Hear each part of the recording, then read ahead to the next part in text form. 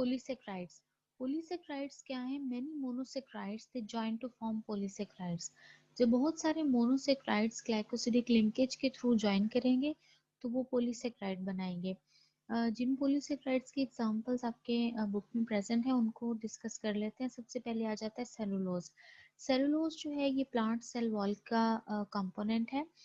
और सेलुलोज जो है इसमें क्या होता है कि 100 या थाउजेंड्स जो ग्लूकोज यूनिट्स हैं वो आपस में कंबाइन करेंगे और सेलुलोज बनाएंगे। और यहाँ पर जो ग्लूकोज यूनिट्स हैं यहाँ पर ये कौन से? ये बीटा ग्लूकोज है और इनके दरमियान में जो लिंकेज बनता है वो है 1,4 ग्लाइकोसिडिक लिंकेज, यानी कार्बन 1 और 4 के दरमियान ग्लाइकोसिडिक बॉन्ड प्रेजेंट होगा। जैसे ये देखें तो ये बीटा ये कार्बन 1 है और इससे पता चल रहा है कि ये जो है वो बीटा ग्लूकोज है। सो 1 2 3 4 5 और 6 यानी 6 कार्बन है और ये कार्बन नंबर 4 है।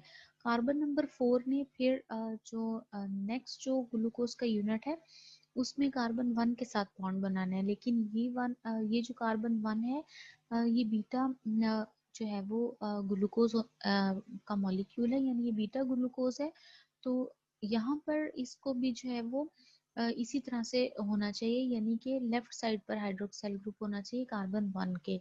तो यहाँ ये स्ट्रक्चर इस वजह से आपको इन्वर्टेड फॉर्म में नजर आ रहा है क्योंकि यहाँ ये 1 और सॉरी ये कार्बन 4 है और ये कार्बन 1 है। सो 1 और 4 के दरमियान लिंकेज बनाने के लिए। नेक्स्ट अगर देखें तो ये कार्बन जो है वो 1 है, ये 2 है, ये 3 है और ये 4 है। अब ये कार्बन नंबर 4 है और इधर से ये कार्बन नंबर 1 है। तो इधर आपको जो है ये सीधा बिल्कुल जैसे आपने पहले बनाया है स्ट्रक्चर्स ड्रॉ किए हैं उस तरह से नजर आ रहा है। और ये वाला आपको स्ट्रक्चर जो है वो इन्वर्टेड फॉर्म में नजर आ रहा है।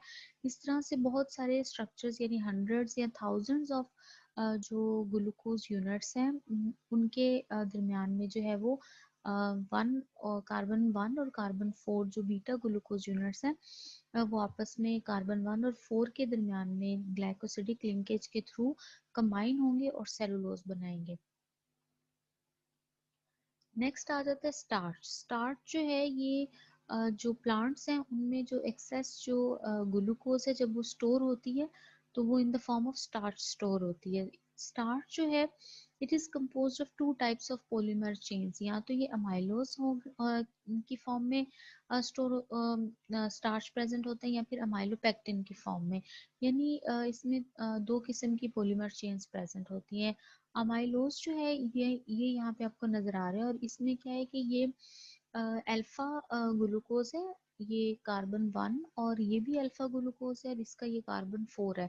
यानी कार्बन 1 और कार्बन 4 के दरमियान जो है वो ग्लाइकोसिडिक बॉन्ड बनते हैं और इससे जो है वो जो अमाइलोज है इसकी जो है वो लॉन्ग चेन्स जो है वो बनती हैं। अमाइलोपेक्टिन में क्या होता है कि इसमें ये भी ब्रांच स्ट्रक्चर्स है, इसमें भी अल्फा 1 4 ग्लाइकोसिडिक बॉन्ड प्रेजेंट होता है। इसके अलावा इसमें जो है वो अल्फा 1 6 ग्लाइकोसिडिक लिंकेज भी प्रेजेंट होता है। सो हम ये कह सकते हैं कि amylopectin possesses a branched structure with alpha 1 4 as well as alpha 1 6 glycosidic linkage. ये लेकिन उसके मुकाबले में जो अमाइलोज है वो लीनियर स्ट्रक्चर होता है जबकि अमाइलोपेक्टिन जो है ये ब्रांच स्ट्रक्चर्स होते हैं। इसके बाद नेक्स्ट आ जाता है काइटिन। काइटिन जो है ये एक्सोस्केलेटन का पार्ट है, यानी बहुत सारे जो आर्थ्रोपोड्स हैं उनमें जो एक्सोस्केलेटन है वो काइटिन से मिलकर बनी होती है। इसके अलावा क्रस्टेशियंस में क्रस्टेशियंस और इंसेक्ट्स तो आर्थ्रोपोड्स में ही आ गए। इसके अलावा जो मोलस्क हैं उनमें भी काइटिन प्रेजेंट होती है, यानी इनके जो शेल वगैरह हैं वो काइटिन से मिलकर बने होते हैं। और इसके अलावा जो स्केल्स हैं फिश और एम्फीबियंस के उनमें भी काइटिन प्रेजेंट होती है। काइटिन जो है it is actually long chain polymer of N acetyl glucosamine जो कि ग्लूकोज का डेरिवेटिव है। यहाँ पर आप देखें तो ये आपको जो है वो ग्लूकोज का मॉलिक्यूल नजर आ रहा है। 1 2 3 4 5 और 6 कार्बन आपको नजर आ रहे हैं। कार्बन 1 से पता चल रहा है कि ये बीटा ग्लूकोज है। लेकिन जो कार्बन नंबर 2 है यहाँ पर एन एसिटाइल ग्रुप जो है वो प्रेजेंट है। इस एन एसिटाइल ग्रुप के लगने की वजह से ये एन एसिटाइल ग्लूकोज अमीन बन जाता है, जो कि ग्लूकोज का ही डेरिवेटिव है। और इसी तरह से यहाँ पर जो है वो कार्बन 1 और कार्बन 4 यानी दोनों जो है ये बीटा ग्लूकोज डेरिवेटिव्स हैं, और इन दोनों में क्या है, कार्बन 1 और कार्बन 4 के दरमियान बॉन्ड बनेगा, जिसके वजह से जो है ये सारे जो मोनोमर्स हैं ये 1 और 4 जो बीटा 1 4 जो लिंकेज है इसके थ्रू ये आपस में कंबाइन हो जाएंगे। तो इस तरह से हम कहते हैं कि काइटन बनती है। यानी काइटन क्या है, it is a long chain polymer of N acetyl glucosamine. Chitin के बाद आ जाती है ग्लाइकोजन। ग्लाइकोजन क्या है, जो एनिमल में जो ग्लूकोज है, जो एक्सेस ग्लूकोज है, जब वो एनिमल्स में स्टोर होता है तो वो स्टोर होता है in the form of glycogen. Glycogen के जो यूनिट्स हैं they are link together linearly by alpha 1 4 glycosidic bonds. जैसे आप इसमें देख रहे हैं कि यहाँ पर ये सारे जो ग्लूकोज के जो ये जो मोनोसेक्राइड यूनिट्स हैं इन तमाम के दरमियान में one alpha 1 4 glycosidic linkage present है। यहाँ पर ये वाली जो लीनियर जो ब्रांचेस हैं ये एक दूसरे के साथ जो है वो कंबाइन होती हैं। जैसे एक ब्रांच ये जा रही है, दूसरी ब्रांच जो है वो यहाँ से स्टार्ट हो रही है।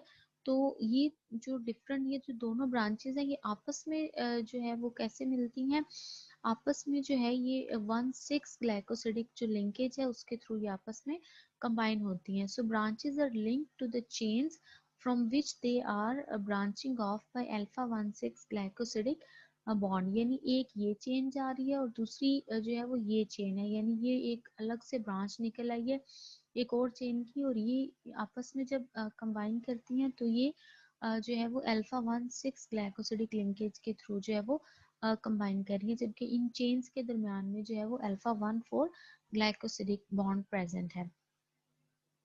और ग्लाइकोजन जो है ये एनिमल्स में जो है वो स्टोर होती है। जब जो एक्सेस जो ग्लूकोज है वो ग्लाइकोजन की फॉर्म में स्टोर हो जाता है, और जब ग्लूकोज की ज़रूरत होती है तो यही ग्लाइकोजन जो है ये इसकी ब्रेकडाउन होती है, और इससे ग्लूकोज जो है वो इससे ग्लूकोज के जो यूनिट्स हैं वो निकल आते हैं, जो कि फिर डिफरेंट जो पर्पस हैं उसके लिए यूज होते हैं। So this was all about polysaccharides.